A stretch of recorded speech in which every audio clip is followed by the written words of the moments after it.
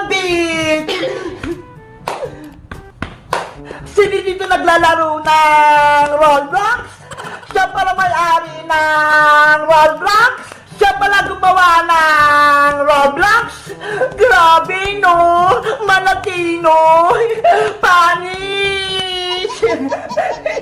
Ang galing mo, princess! Kabisado mo yun? Siyempre, naglalaro din naman ng Roblox eh! Anong nilalaro mo? Si Tugtog Sahur! Magpapahabol ako! Patingin nga! Ayan o! Ang dami namin naglalaro! Princess! Tumakbo ka na! Hinahabol ka na ng Tugtog Sahur! Nandiyan na siya! Bilis! Tumakot ka na, Bebang!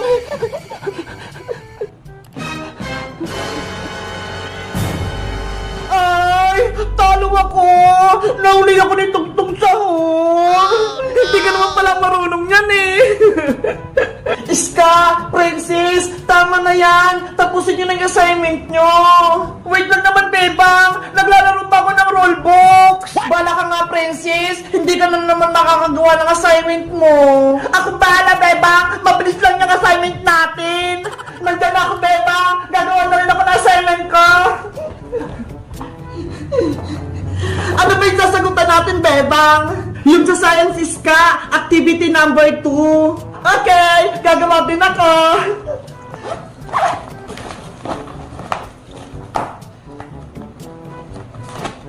Maglalaro din ako ng Squid Games. Magpapahabol ako kay Kukuha Manika.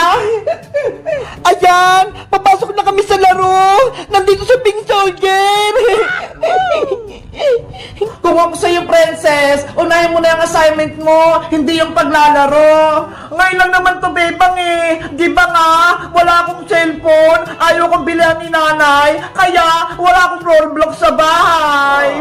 Kasi nga, puro ka laro, Princess, kaya ayaw kong bilhan ni Aling Tere. Huwag na kayo maingay! Eto na si Kukuha Manika! Hala! Ayan na si Kukuha Manika! Ang laki niya! Takbo! Beba! Bilis!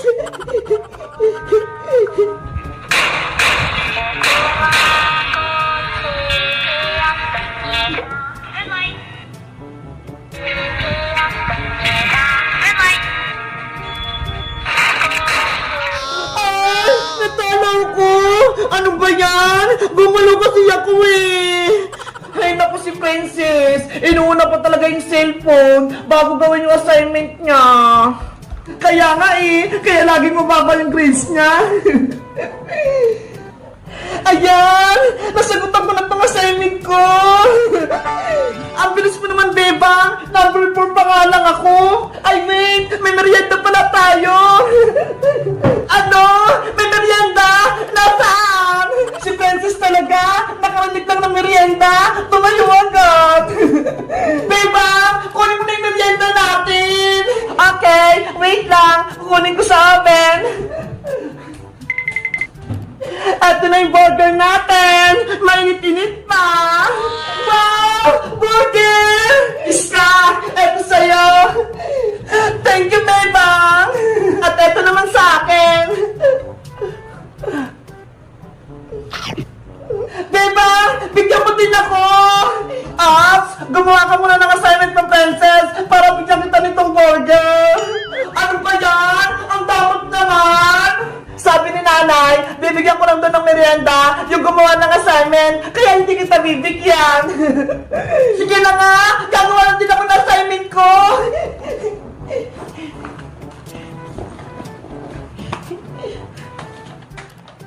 Yahoo! Ayan na, Beba! Tapos na ako! Ha? Ang bilis mo naman, Princess! Nako, sigurado, hula-hula lang yung sagot mo, Princess. Dali na, Beba! Bigyan mo na ako ng burger, ipapakita ko pa itong sagot ko. Sa'yo na itong isa.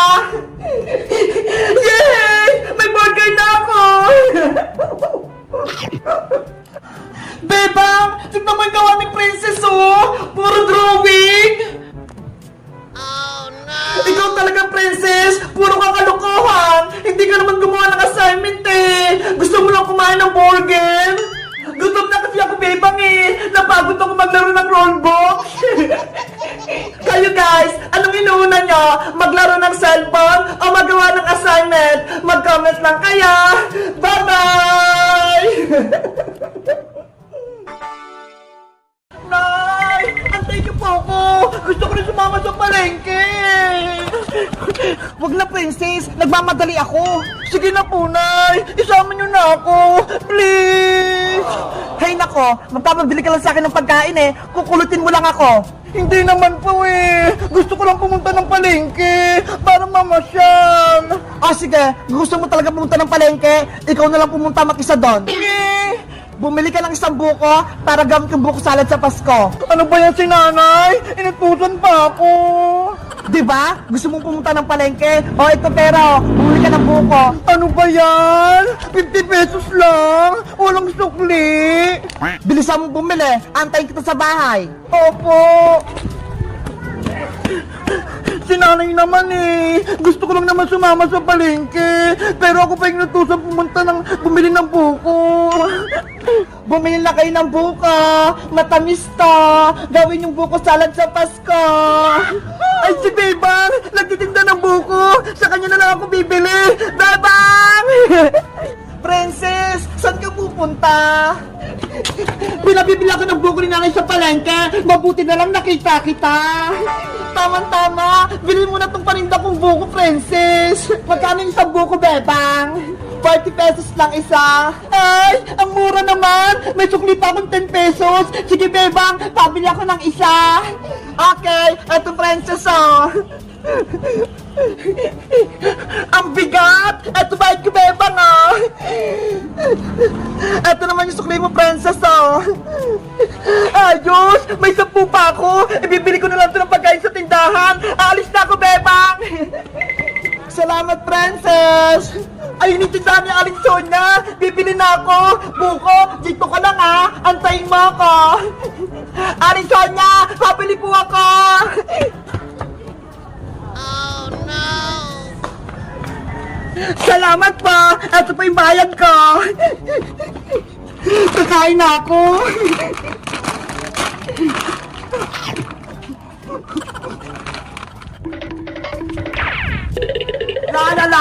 La! Mangaral ako mamaya kila Bebang! Uy, ano yun? May buko! Ayos! Hulog ng langit! May merienda na ako! Kakainin ko na to! Emily, diyan ka muna ha!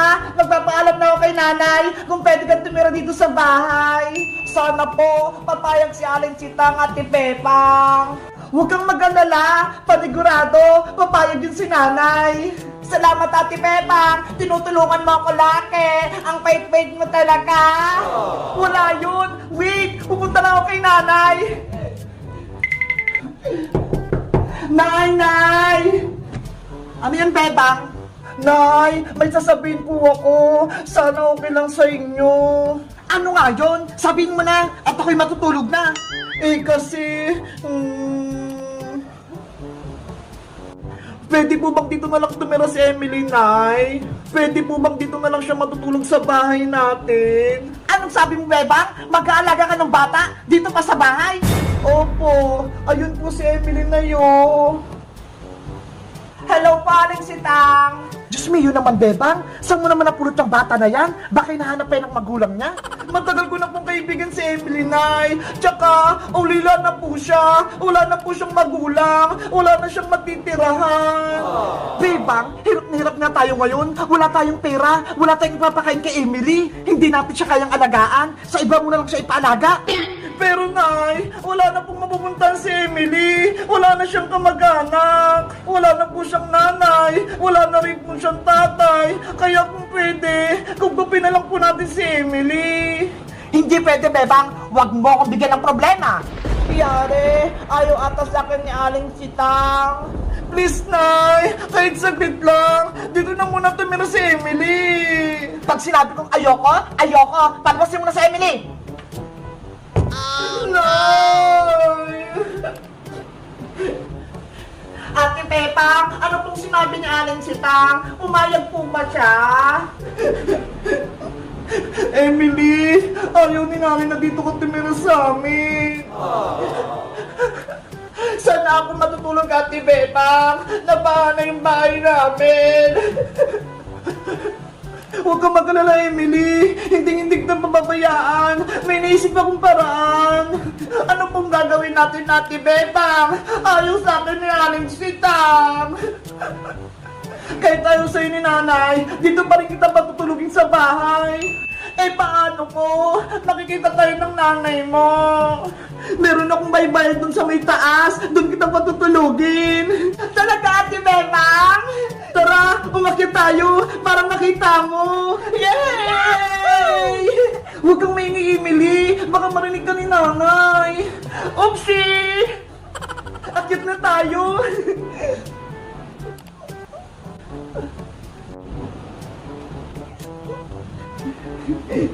Bilis, Emily!